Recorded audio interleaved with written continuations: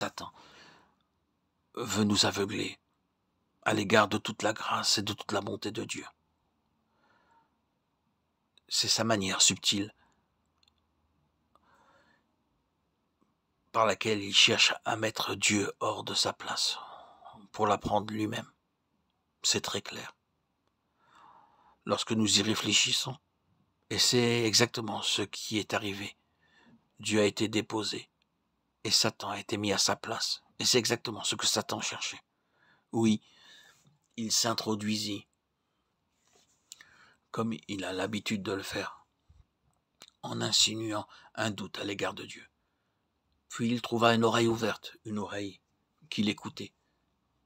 Oh, le péril, le désastre que cause une oreille tendue vers Satan. Un entretien avec Satan. Jésus-Christ n'a jamais fait cela. Dès que Satan eut trouvé une oreille attentive à sa question, il agit rapidement et se saisit de ce petit avantage pour glisser une déclaration qui était un mensonge positif. Vous ne mourrez certainement pas.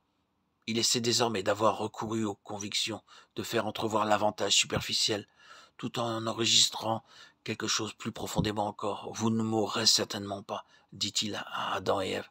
Encore une fois, il ne restera pas là. Il continue immédiatement par autre chose, une vérité présentée dans une fausse position.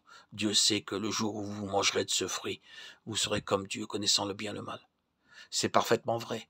Dieu ne dit-il pas un peu plus tard, l'homme est devenu comme l'un de nous pour la connaissance du bien et du mal. Mais cette vérité leur est présentée dans une fausse position, et les conséquences terribles, affreuses, ne leur en sont pas révélées.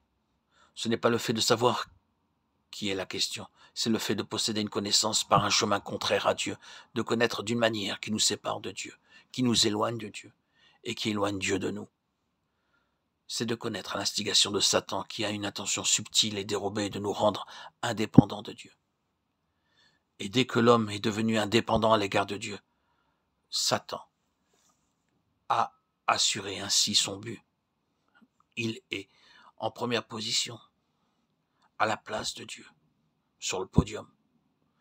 Or, bien-aimé, c'est le chemin de la mort.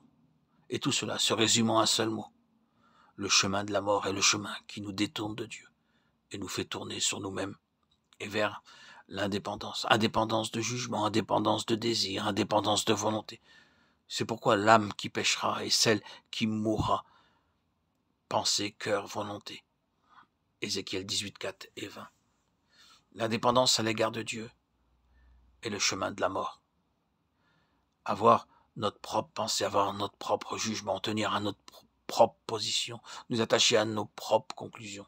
Oh, quel royaume est ouvert par tout cela.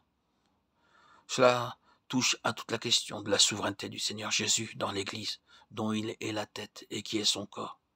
Et cela défend aux membres individuels d'agir de manière indépendante. Cela touche naturellement à beaucoup d'autres choses encore. Le chemin de la mort est le chemin d'Adam. Il est tourné sur soi, dans son jugement, tourné sur soi, dans ses désirs, tourné sur soi, dans sa volonté propre.